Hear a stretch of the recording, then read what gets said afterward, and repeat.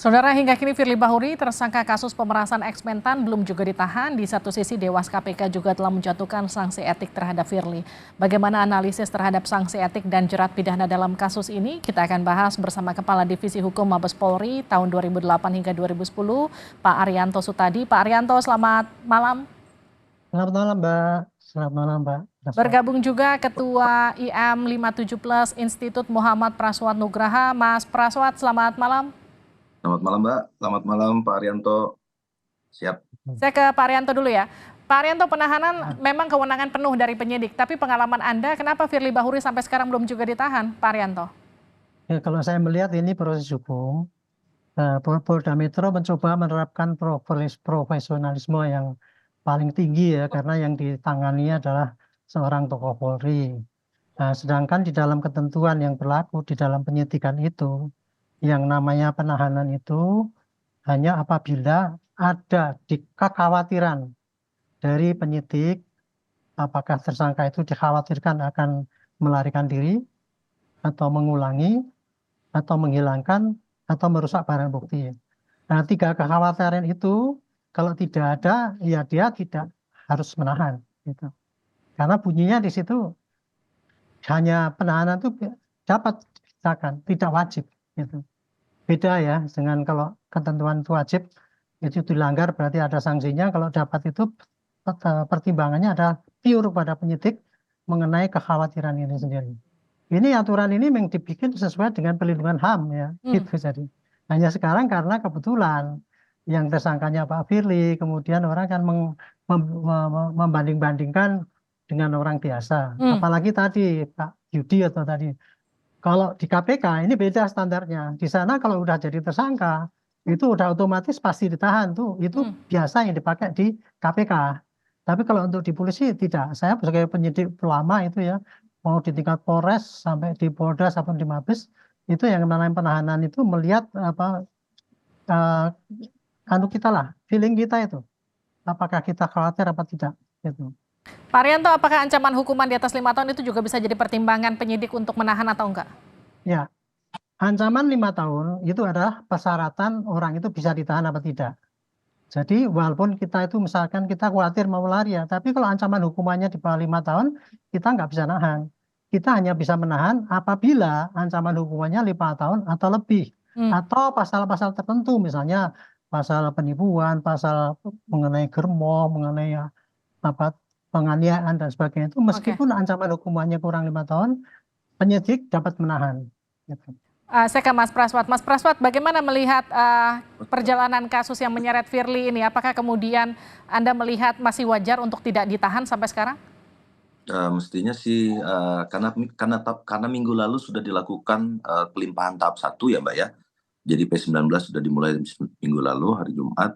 Dan kemudian sudah dijawab juga oleh rekan-rekan kejaksaan, sudah dikembalikan berkasnya dan sudah diisi isian ada tuh P19 itu. Kalau kami dulu penyidik itu kan mengisi salah satunya mungkin ini Mbak ya, salah satunya ada bukti-bukti yang harus dipenuhi dan yang sudah pasti itu berkas perkara itu dilimpahkan itu berikut tersangkanya. Itu yang sudah pasti. Jadi karena ini ancamannya di atas 5 tahun dan kemudian ini tindak pidana korupsi masuknya karena dia dijerat pakai Undang-Undang 3199/2021, pastinya pelimpahan berkas perkara, alat bukti, saksi, BAP dan lain-lain itu juga dilengkapi dengan si tersangka. Nah, mestinya hari ini ya Mbak ya, setelah proses pra peradilannya sudah selesai dan sudah dimenangkan oleh Polda Metro Jaya, juga aliran uangnya juga sudah dibuktikan di Praper, di PN Jaksel dan sudah lengkap semua dan sudah dinyatakan hakim bahwa alat-alat bukti yang disampaikan oleh teman-teman Polda Metro Jaya terkait aliran uang, terkait dengan bukti pertemuan, handphone, ponsel dan lain-lain yang sudah disita dan lain-lain, dan itu dinyatakan hakim cukup alat buktinya untuk dilanjutkan untuk dilaksanakan penyidikan. Maka seharusnya hari ini pemeriksaan malam ini yang sampai sekarang belum keluar juga ya di Barreskrim, Pak Firly seharusnya ditahan. Itu dari segi sudut pandang subjektif maupun objektif sesuai dengan pasal 21 KUHP itu satu kan orang si penyidik itu akan melihat apakah orang tersebut akan melarikan diri, satu, kedua apakah dia akan merusak alat bukti, ketiga mengulangi perbuatan tindak pidananya. Kalau yang mengurangi perbuatan tindak pidananya karena sudah direkomendasikan pemecatan dari sidang Dewas tadi siang jam 11, itu saya pikir enggak, dan lagi pula sudah dinonaktifkan ya oleh Presiden. Mas Pras, Yang paling mungkin ini mungkin alat buktinya Mbak ya, karena alat bukti ini, merusak alat bukti ini kemarin sempat dibawa lah alat-alat bukti semacam perkara lain ya yang di praper di PN Jakarta Selatan, dan itu sudah akan diusut juga oleh Pak Kapolda, kemarin sudah statement membawa alat bukti lain itu yang milik KPK itu adalah satu pelanggaran tindak pidana juga. Tuh. Bagaimana dengan analisis Mas Praswat, Pak Arianto? Ya, itu bisa saja analisis seperti itu ya. Tetapi hukum yang berlaku itu tidak ada yang namanya bunyinya harus ditahan itu. Ya tadi seperti kalau di KPK dia bisa dikatakan ini harus ditahan karena kebiasaan yang di sana.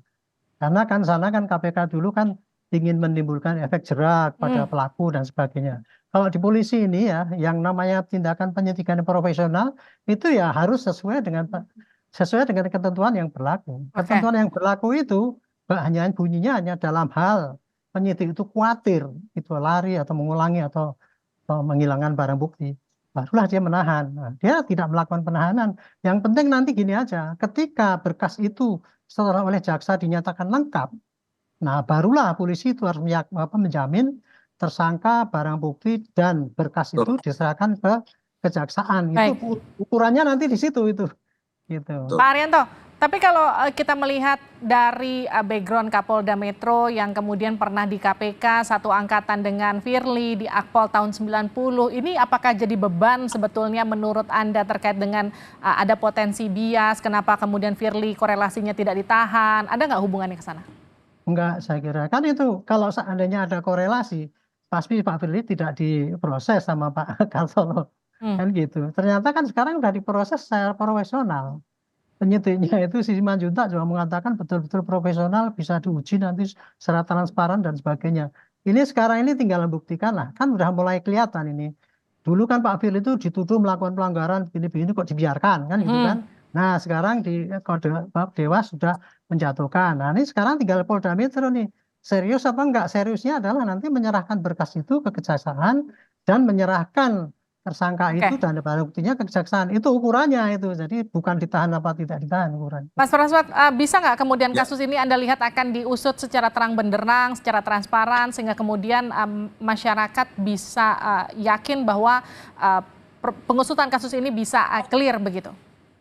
Tuntas. Seharusnya saya sih optimis 100% Mbak ya, sejak kemarin diujinya di praper itu sudah dikeluarkan semua alat buktinya dan seluruh masyarakat bisa melihat itu secara terbuka karena sidang pengadilannya terbuka untuk umum, maka kita semua bisa melihat berapa kali transaksi, ada aliran uang berapa kali, penukaran di money changer itu berapa kali dan lain-lain, sampai hari ini juga di P19 juga ya, seperti kata Pak Arianto tadi, di P19 dan P21 nanti akan dilimpahkan berkas perkara berikut tersangkanya. Nah, malam ini kan ada pemeriksaan, Mbak ya. Saya sih optimis 100%. Saya yakin malam ini memang setelah pemeriksaan ini akan ditutup dengan proses penahanan.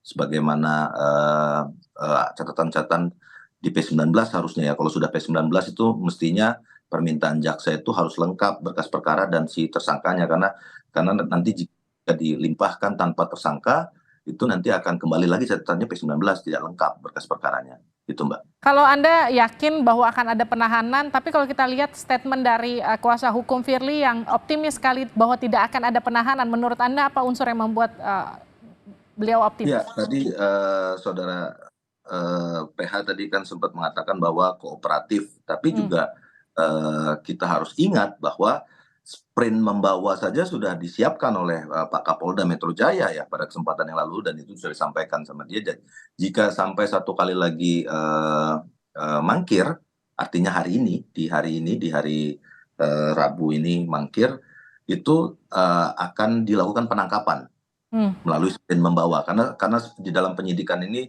jika saksinya hadir, tidak masuk dalam DPO ya, ada keberadaannya, dia sprint membawa namanya kalau dalam proses pemanggilan.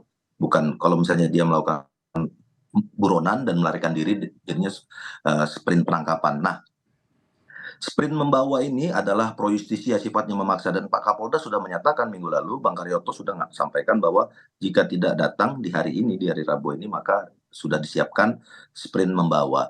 Artinya kan hari ini kooperatifnya saudara Firly Bahuri itu bukan karena memang goodwill, secara kooperatif, normatif, tapi kooperatif karena memang sudah disiapkan surat perintah membawanya, surat penangkapannya sudah disiapkan, jadi tidak ada pilihan lain, Mbak.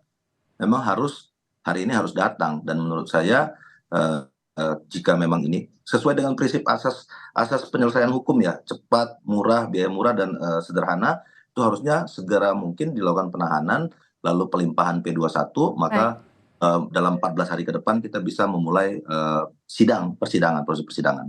Terima kasih Mas Pras, terima kasih Pak Arianto. Kita akan nantikan sudah 8 jam lebih kurang lebih diperiksa, apa hasilnya nanti, apakah kemudian nanti akan ditahan ataukah tidak. Kita akan update nanti. Terima kasih Bapak-bapak sudah bergabung di Sapa Indonesia Malam, sehat-sehat selalu.